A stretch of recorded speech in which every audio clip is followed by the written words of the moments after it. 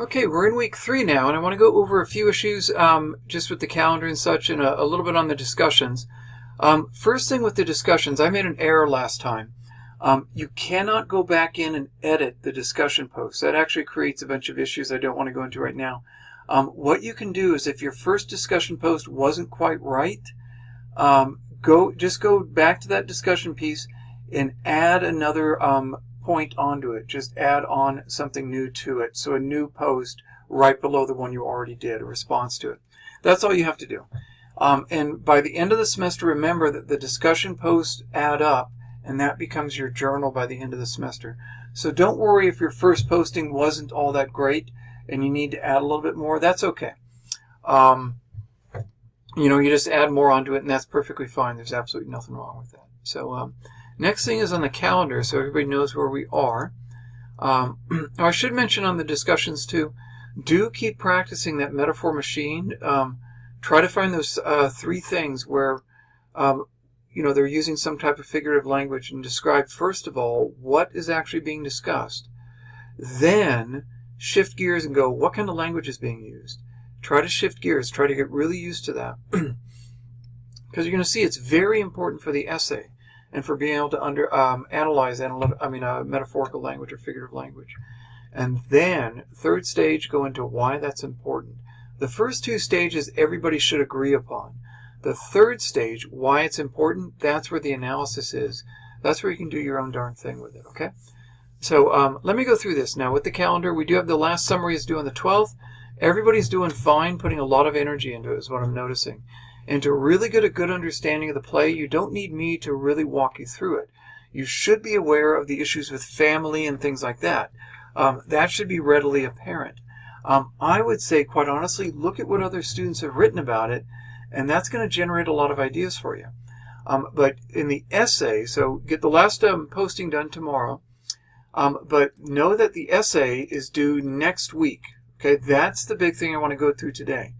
And that's all I want to talk about today is getting through that essay now, getting through those middle draft stages. And let me go back to the assignment, just so everybody's clear on what we're doing. This is the assignment sheet first, okay?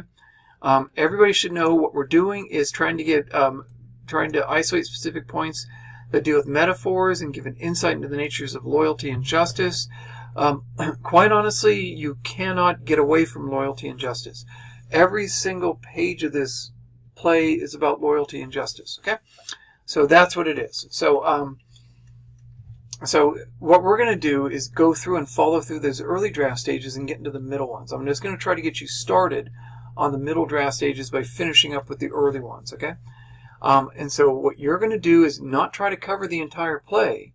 You want to get specific parts of it and just give some kind of insight into it, into those parts. So I went through and I started writing. I really found the character of Ismene interesting. I've written on Antigone and Haman in the past and on Creon, and I wanted to give a go. And I've written a little bit on Ismene, but I really wanted to give a go at her. I did run into a bit of a problem. She kind of runs out after, I think, scene 3 and doesn't really show up much after that. So she's not really in 4 and 5. I think she's in 4, but not much. So we don't really find out what happens to her in the end. She just kind of gets dropped. But she's still really cool, and I pick up some things, some themes at the end that dealt with her as I found those. So let me show you what I was doing with it. I'll go through the format next week, in next week's essay. I don't want you to worry about the format yet. So if you're starting to worry about what your introduction, you're excited, don't worry about that yet, okay? So let me walk through that. So overall what we're doing is getting insights into the natures of loyalty and justice. But what I'm going to do is ask you to kind of flip things around, okay? So when I posted up a middle draft stage, another one of those PDF things that I post. And again, I know they're kind of weird, but man, when students use them, they work. And you've got to not worry about the introduction and the thesis yet. What they do is they force you to go back to the evidence and first work with the evidence, dig stuff up, and then put it together for an introduction and a thesis statement. That's what they're going to do. And you saw this was the early draft stage. And you've got to download it onto your computer. You've got to hit that, put it on your desktop. Okay, I've already got mine on my desktop, but you should have saved it onto your desktop and opened it up and typed into it. Okay, let me show you what I've got. Okay, so what I did so far. This is, again, I saved it onto my desktop. You can see it right there. And so if I open it up, there it is. You're going to see that lavender line. You must do that, okay? And this is, a blank one, I believe. Oh, no, this is the one I filled out, okay? But I worked on the other one a little bit more. This is the one I worked on a little bit more. So when I saved it, no, I guess I reversed them. That's okay. This is the one where I worked on a little bit more. Okay, so I had it backwards, but here you get, and you'll see the way this is set up, and I haven't finished it yet. I want to work on it on camera, which is kind of goofy, and it's going to be tedious and boring. Expect this to be a really boring video, but stick with me, and I'll walk you through those middle draft stages. If you get bored with me, you can look at Greece behind me or over here on my shoulder. That's actually a painting from Greece. That's kind of cool, huh? So actually, let's forget about that and get rid of me, okay? And take a look at what we've got here. Bang. Okay, I'm gone. That's much better. Let's look at this. We've got, here are the quotations. I've got my quotations down, and as I was pulling up my quotations, I really did not worry about how they fit together, okay? I'm going to come back to what I wrote on them. Looks like I lost some of my work. That's too bad. So I did lose some of my work. I'll just make it up right now. So I had my second quotation right here. I just looked for Ismene stuff. And, I couldn't get stuff without Antigone there. So I got this one. Most folks know that one. We're just women. We can't be meddling. And everybody knows that one.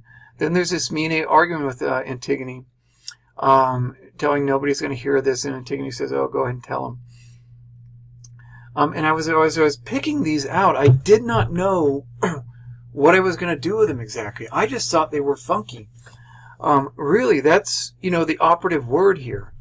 And the other thing is, as I was getting them, I wrote the line numbers down. This one's a bit long, but hey, I'm going to stick with it anyway. And you don't need to leave those line numbers in there, that one, but leave them at the end. That's going to make your life easier later on. Please remember, with this play, we do not have page numbers. Okay, we're going to have to use line numbers.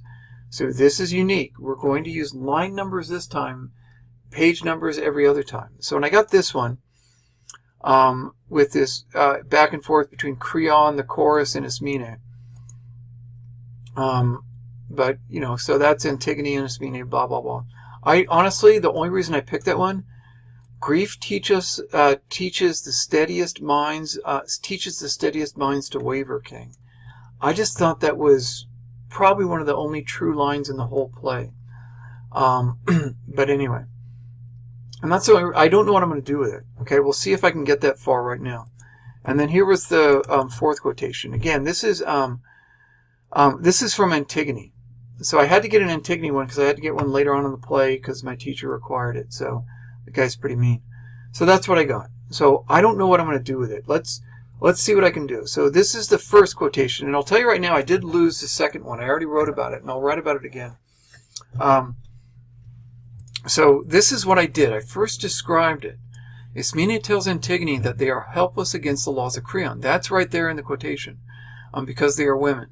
Their relationship to Oedipus, Eteocles, and Polynices, and even Creon, is not important.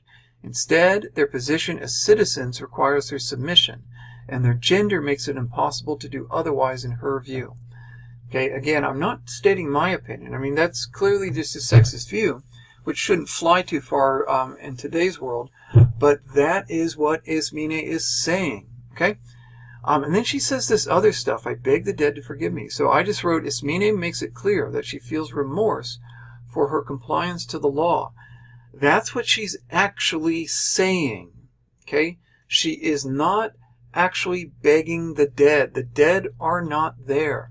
What she's doing is stating that she feels remorse. That's what she's doing. The dead aren't around and she's at their knees begging for forgiveness. She's saying that she feels remorse for it. But she's using a metaphor to talk about it. It's a metaphor we had earlier from Antigone, with the dead are the ones that demand the longest loyalty, or make the longest demands on her. So here it's Ismene. She uses language to imply that the dead are still present and in a position of power over her, and being capable of being offended by her compliance. Now, again, this is kind of rough writing, but that's what's actually, this is what she's actually saying, and this is the type of language she's using. So I've described, the metaphors here, but I thought all of this was pretty cool stuff. That's why I got the quotation. One thing I want to make very clear, I did not know any of this until I started writing. I did not have an idea of how I was going to write or what insights I had until I started writing. That is incredibly important to keep in mind. You're turning off the headlights and driving down the freeway, and you have no idea what you're going to hit. You're going to hit something, and hopefully it's going to be nice. Don't think about that too long. Okay. Now, here's my analysis, and I started to ask myself, why is this important? Ismene demonstrates that her actions need to remain in compliance with the laws of Creon. This is what I realized. She's starting to say one thing while she's doing another. Her actions need to remain in compliance with the laws of Creon, but her words ask forgiveness of the dead. She recognizes the authority of Creon as physically present in Thebes, but she also recognizes the position of the dead in her words, in her request to be forgiven. So this is Ismene being split in two, into physically doing one thing, but verbally doing something else. And so her actions are going to be modified to fit to Creon, but her heart and her words are going to be modified to fit her obligation to the dead. Okay? She expects both Creon and the dead to be merciful in their treatment of her. Okay? That I did not know until I started writing about it. That analysis came up as I started to write the description. That's very important to know. That is how analysis happens. It happens. You don't know what's going to happen, but then it does. So I found something kind of neat just by describing it and just by cluelessly writing about it, and then something started to happen. Now, let me show you what happens with this. Let me walk through this one while the cameras are rolling. Here, you can even watch me nervously type. Okay, here we go. I'm back again. Back in Greece. Woohoo! But Ismene says, but no one must hear of this. Okay, you must tell no one. I will keep it a secret, I promise. So, Ismene thinks that she and Antigone must remain quiet so that there is far less of a disturbance in Thebes and I'm going to misspell things, by the way. I spell badly. Just so you know, okay? You're going to see it. And I'm just walking through it. That's all I'm doing right now. So, I know, very exciting, but it's important to watch somebody go through it to know that when you're going through it, this is what you do. You walk through the words and phrases. That's all I'm doing. I will keep it a secret, I promise. Assumes that Antigone wants to do this out of a personal obligation to Polynices and not in a manner that will be detected. Now, and when I was looking at this, now I'm figuring out she doesn't understand her own sister. Her sister has all along been planning to make this into a big public show. And bam, Antigone's going to slam her face into this. Notice that Ismene doesn't understand her sister. She assumes her sister thinks like she does. Okay? So she missed it. Okay? I'm going to get to that, but notice the analysis is coming to me that Ismene isn't plugged into Antigone. So Antigone directly contradicts.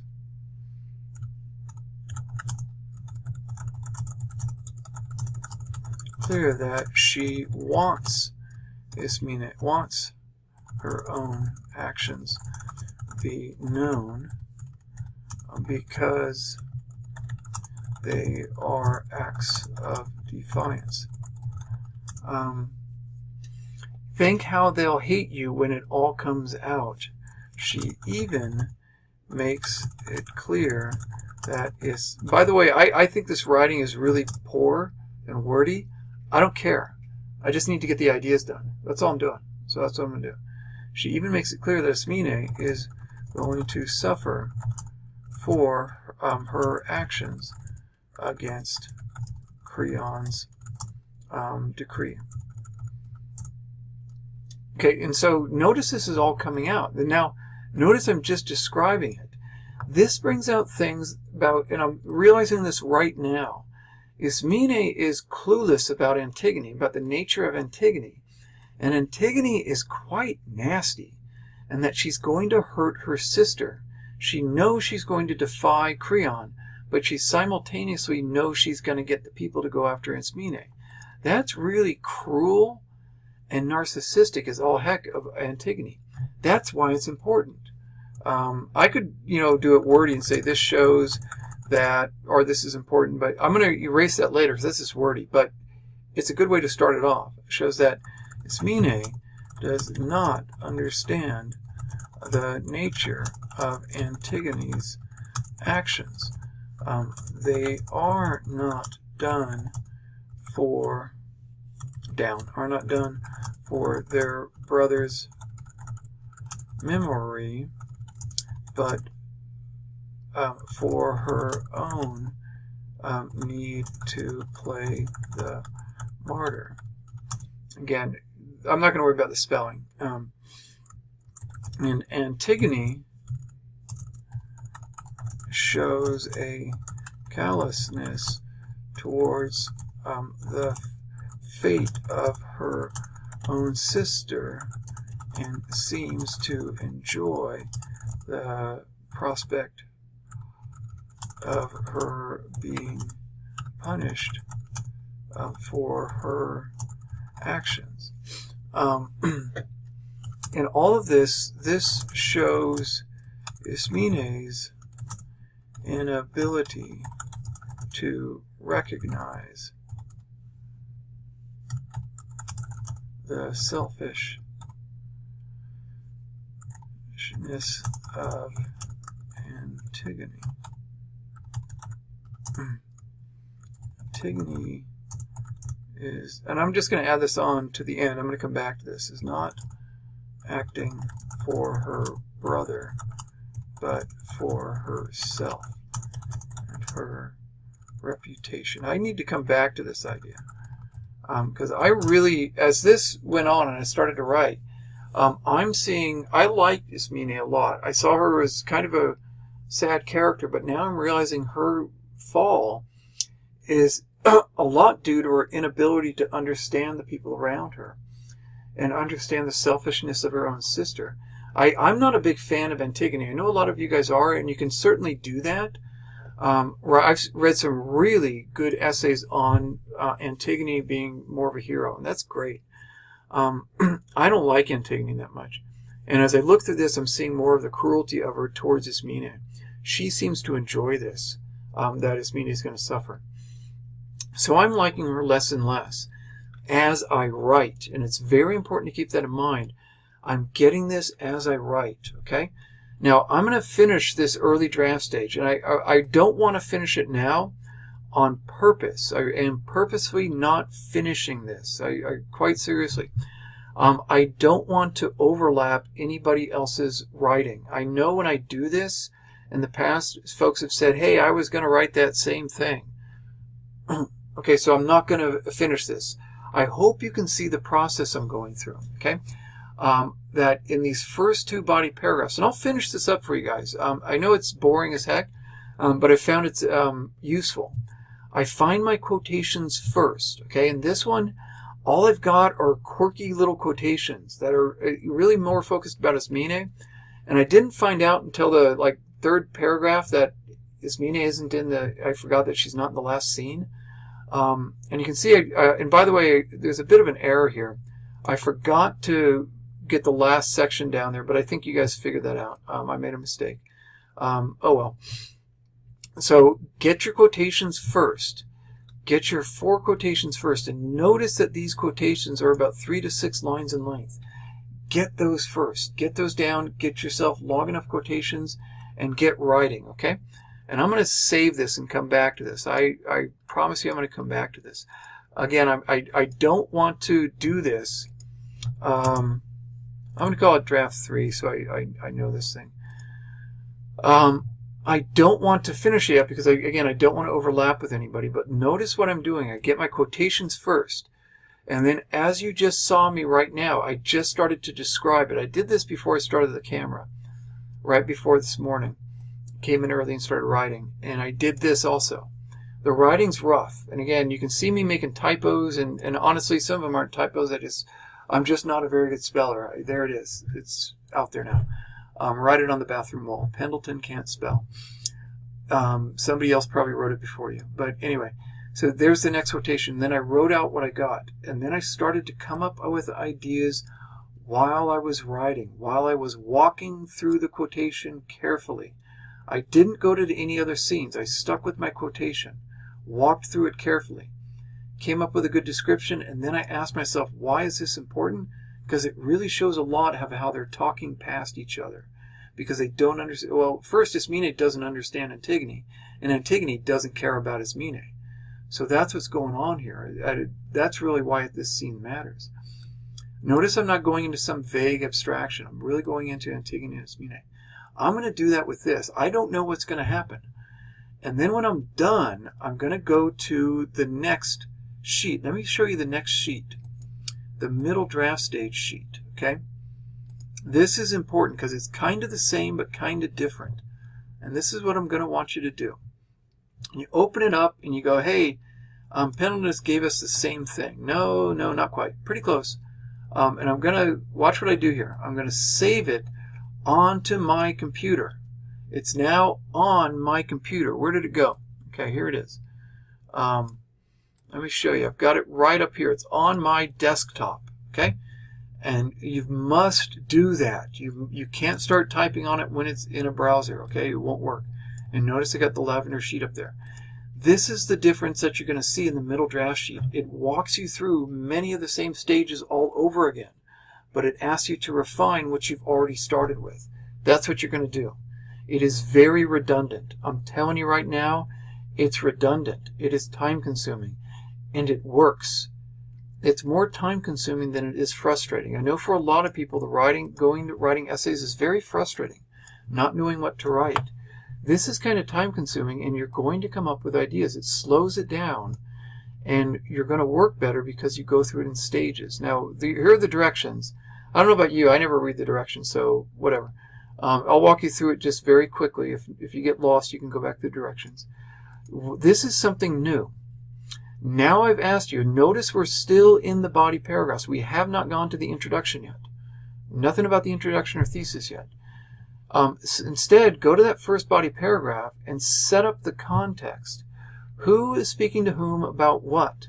Ismene is speaking to Antigone about Antigone's desire to break the law. And Ismene shows that she's not ready to do it, but she does, care about her sister. Now you know where I am, right? It takes about 2 to 3 sentences to do that. About 2 to 3 sentences, who is speaking to whom about what? And then this is what you're going to do. This is kind of easy, but kind of a pain. I go to, I can just copy and paste this stuff from the first, this is the first version. I can just copy and paste my quotation.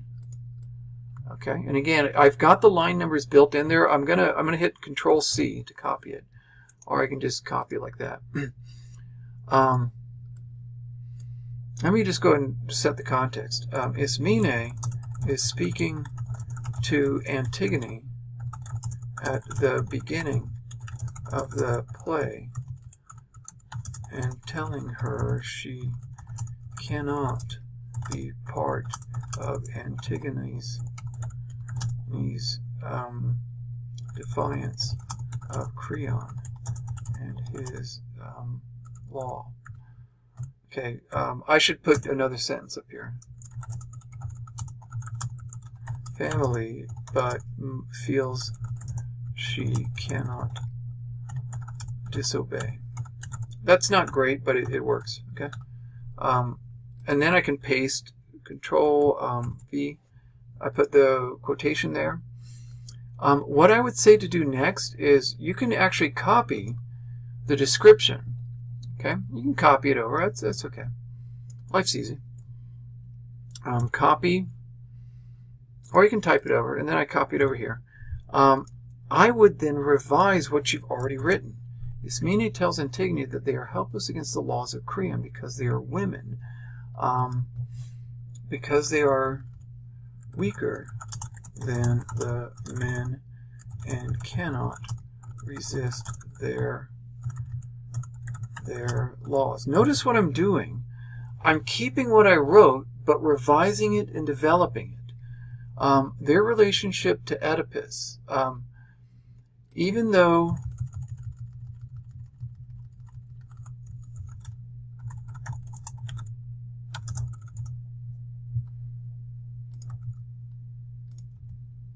they are related to Oedipus and even Creon. And I'm just revising what I did. They cannot defy the king of Thebes. I'm just making it better. That's all I'm doing.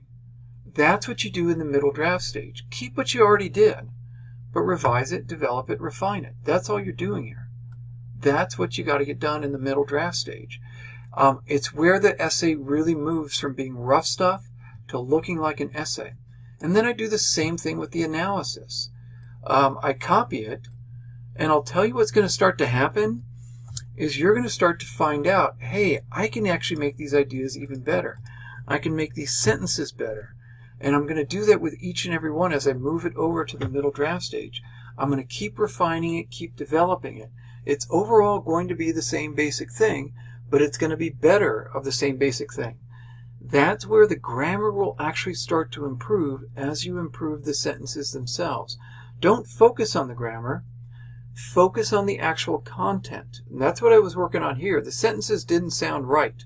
Remember in the grammar book I talk about the built-in shock-proof shit detector. The sentences don't sound quite right.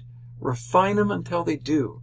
And here it's really focusing on the content, and the sentences will follow right behind. Okay? So that's what you work on here, and get your 4-body paragraphs revised in this middle draft stage. And notice you do the same thing with the 2nd-body paragraph. Set the context, get the quotation, revise your description of the quotation. So copy and paste it over, and then just make it better. That's all you got to do. Some of the sentences are going to stay the same. Most of them are, you just tweak them a little bit, and that's cool. What you're going to find is you're going to add about 1/3 of the length onto it. So it's suddenly going to be about 1/3 to maybe twice as long sometimes, depending on how much you develop it. And so I do all 4-body paragraphs, and then look at this. You've written the body paragraphs, all 4 of them, the same way. You've set the context, cut and paste the quotation over, revise the description, revise the analysis. You've got good body paragraphs now. You've got all the elements. That's when I want you to start writing the introduction, after you've done it all. Okay? After you've got good body paragraphs, go back and start putting your introduction together. So I put the introduction at the bottom of all of that. After you've written the body paragraphs, the introduction should be easy. Summarize the body paragraphs, mention the scenes covered and your insights into them. Your introduction should include about 2 sentences per body paragraph. That's what you use. So 2 for the first one, 2 for the next one, 2 for the last one. So there we go. So that one just crashed on me, but that's okay. So you get the idea. You go through those stages, and you're going to have a good, so I don't know why it crashed, but it crashed. Go through those stages, get those body paragraphs, and then do your introduction last. And then you actually will have room to do your thesis statement at the very end to bring all of your analysis together. Once you get this stage done, now you've got all the foundation. You're going to see we're going to just basically take these pieces and put them together into a final draft, And it's so much easier in the later draft stages if you followed carefully these earlier draft stages. So go through that, and you'll be in good shape. So walk through these sheets. Just understand, do it one step at a time. Take your time with it, okay? And I will be posting the grammar videos later on this week. I'm a little bit behind on that, but we're going to get going on it, and I'll get that survey up. So I want you to get started on this, and then we'll get going on the grammar. All right, so everybody keep at it. Keep at your discussions, and look for those grammar videos by the end of the week, okay? Take care.